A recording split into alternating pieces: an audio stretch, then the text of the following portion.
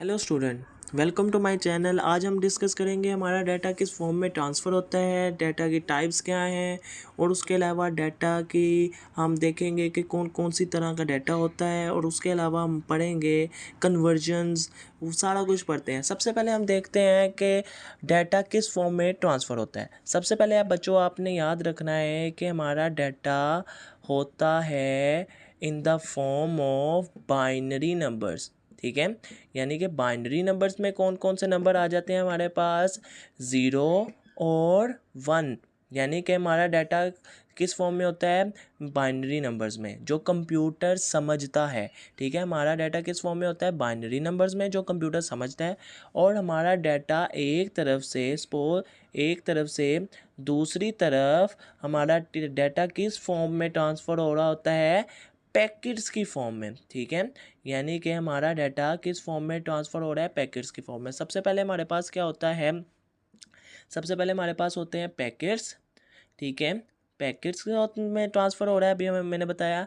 Packets के अंदर हम पढ़ते हैं बाइनरी नंबर्स, यानी कि पैकेट्स के अंदर हमारे पास कौन से होते हैं, बाइनरी नंबर्स।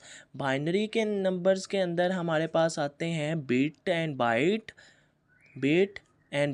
अब सर जी आप कुछ समझ नहीं लगी, आपने कहा है सबसे पहले कि हमारा डाटा पैकेट्स के फॉर्म में होता है, फिर आप कह रहे हैं कि पैकेट्स की फॉर्म में ट्रांसफ़र होता है, उसके अंदर बाइनरी नंबर्स होते हैं, बाइनरी नंबर बिट बाइट है। इससे क्या मुराद है?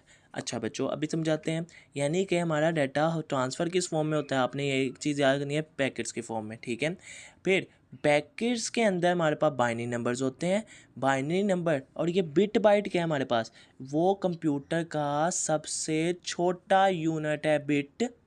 यानी कि हमारे पास हर चीज़ का कोई ना कोई छोटा यूनिट होता है। हमारे पास कंप्यूटर में स्टोरेज मेमोरी के अंदर सबसे छोटा कौन सा होता है, बिट।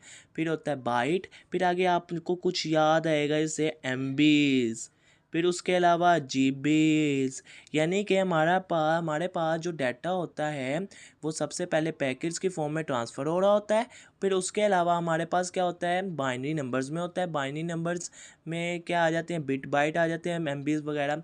और बाइनरी नंबर के अंदर हमारे पास दो नंबर आते हैं, यानी कि 0 एंड 1।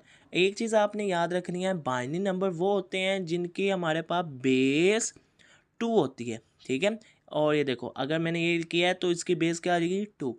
और एक चीज़ याद रखनी है कि जिनकी बेस होती है हमारे पास, वो अंदर इन्वॉल्व नहीं होती, उससे एक डिक्रीज यानी कि एक छोटा इन्वॉल्व होता है।